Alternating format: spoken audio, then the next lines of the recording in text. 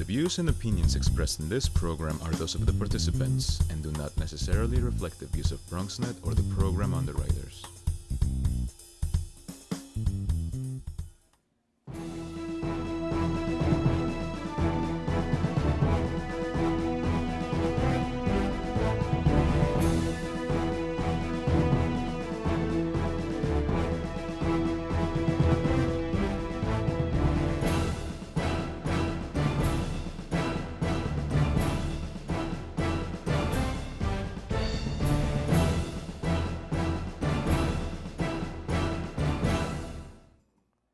Welcome back to Today's Verdict. I'm your host, David Lesh. We are always encouraging you to stay connected. Tweet us at Today's Verdict. Well, on average, elderly investors lose an estimated $2.9 billion per year as victims of financial fraud. Who is most at risk, and what can you do to protect those who are the most vulnerable? Well, joining us on set to discuss elder fraud is security fraud attorney Jenice Malecki. Jenice, welcome to the show. My pleasure. This is such an important topic, and I'm really glad you're here. We have had viewers write in and have asked for this to be discussed because everybody has somebody in their family who they feel somebody is taking advantage of because of their age. Am I right or am I wrong? It is a rampant problem, and it is a problem that the family needs to get involved in. Now, how does it usually come through the phone? Does it come, where does the most of it play from? No, it doesn't. A lot of it is involved in relationships of trust. Okay. So you have a trusted financial advisor for many years, or an accountant you've been using for many years. A lot of it occurs with people that you're giving them a little extra trust. So widows and older people, a lot of older women are widows, you know, and the financial advisors will sort of make an extra effort towards them. They bring them donuts on a Sunday, or they invite them to a free lunch.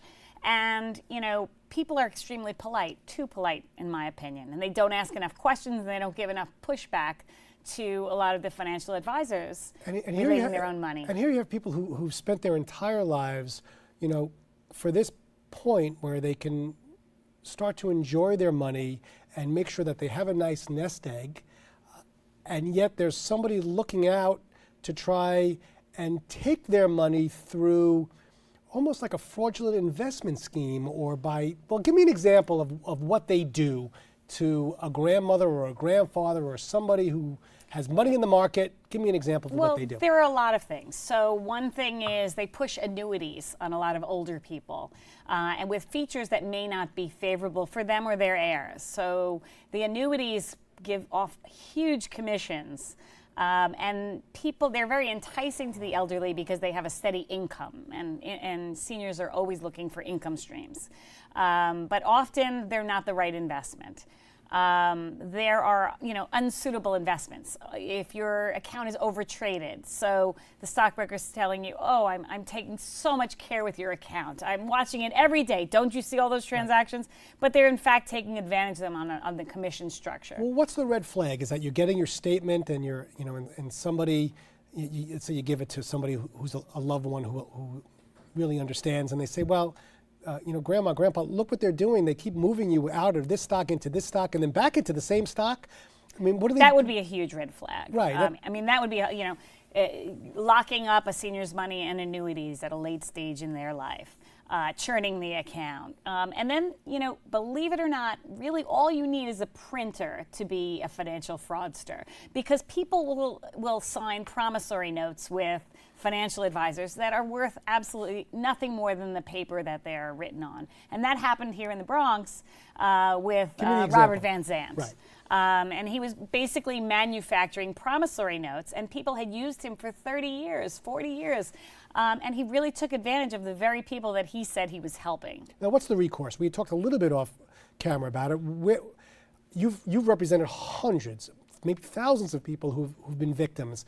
You don't necessarily walk into a courtroom. Where do you go? How do you Well, when help you somebody? sign a brokerage agreement in a financial institution, you sign an arbitration agreement baked into your new account form.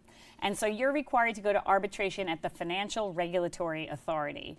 FINRA is what it's known as. Okay. And FINRA essentially administers an arbitration that acts a lot like a court, but it's in a conference room, not a courtroom. And you get 3 arbitrators that are or are not similar to yourself. Usually they're not as unsophisticated as the people that have been defrauded. You know, I don't know if this necessarily relates, but way back when I had an investment in WorldCom, we know what happened to WorldCom, and it was whether or not I could bring an action against Smith Barney or whether I could bring an action against Charles Schwab. Charles Schwab, no, because I put my money in myself. Smith Barney may have recommended the investment and didn't do their due diligence with respect to the fraud.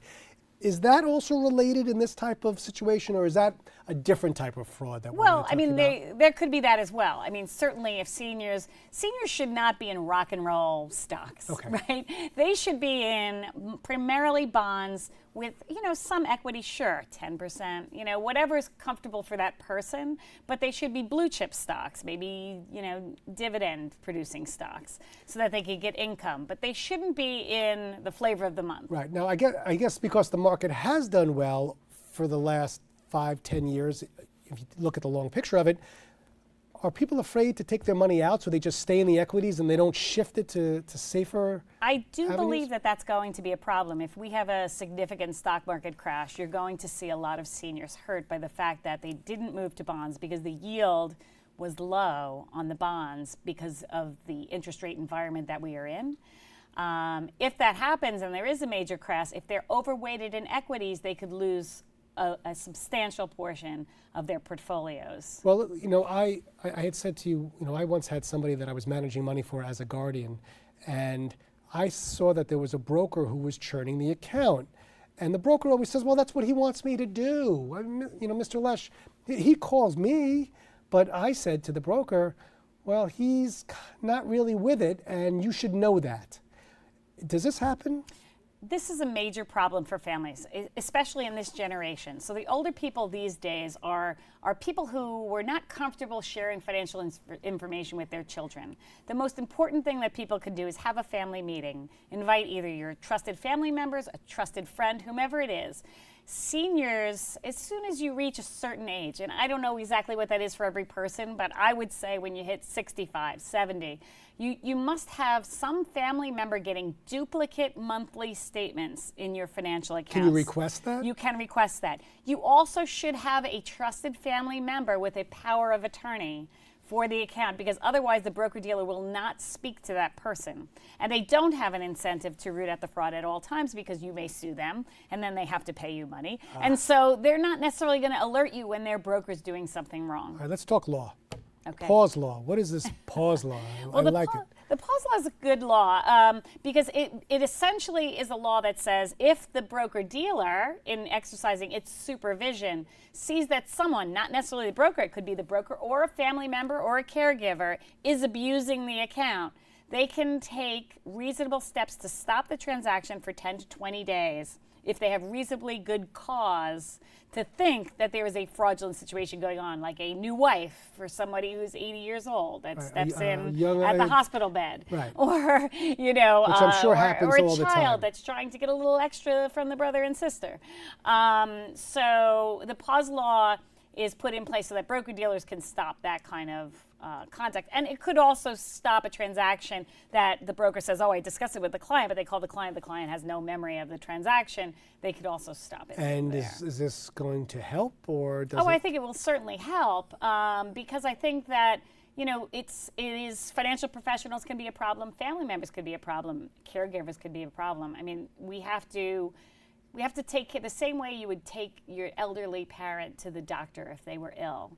You should take them to the financial professional, and you should keep an eye on who's doing what with their money, because studies have shown that the financial component of the brain is one of the first to go.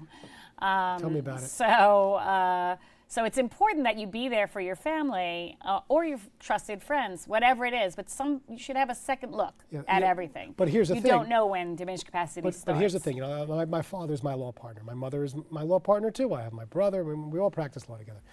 There comes a point where my father was very good investing, and you say to yourself, well, when have you hit the wall? You know, like when you say to your father, when do you say, give me the stocks to review for you? It's very hard to take that away from somebody who's older. But families have to pony up to that. They really have to. There has to be a change in mindset if there's going to be a change in the way that we behave in the market and we try to root out these people. Legal resources available. What's available legally for somebody in terms of? Is it? Do you have to go to arbitration? Can you pick a jury? You have to go to arbitration against a financial firm.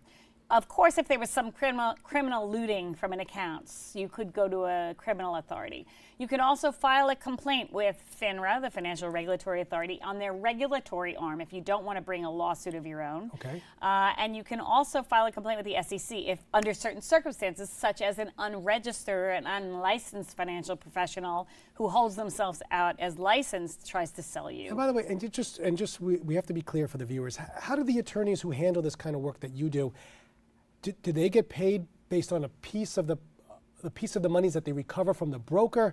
Is it a contingency fee? How does it usually work? Typically, it is a contingency fee. It is. Contingency fee, yes. And that's how it works. Yeah.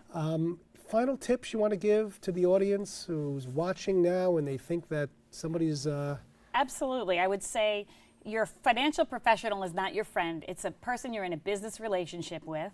And you should treat them as a person who you're in a business relationship with. And by the way, maybe it's even important to see a lawyer if you have any issues whatsoever, Absolutely. thinking that somebody is churning your account or taking advantage of you, because there may be hundreds of thousands of dollars that person has cheated you out of to pad their own commissions. Am I correct? Absolutely, and there are arbitrations every single day at FINRA on this topic. Right, and it's obviously it's an area of the law that we're going to explore, and you're going to come back at one point? Absolutely. All right. Well, that's all the time we have for tonight. I'd like to thank our guests for joining us, and of course you, the viewers, for watching. If you missed any part of today's show, be sure to check it out at www.bronxnet.tv. Also remember, if there's a legal issue or topic you would like to see on a future edition of Today's Verdict, feel free to contact me at davidlesh@bronxnet.org or tweet us at Today's Verdict, and make sure to hashtag Ask Today's Verdict. For myself and all of us at Today's Verdict, always remember, know your rights, know your issues, reach a verdict. We'll see you next time.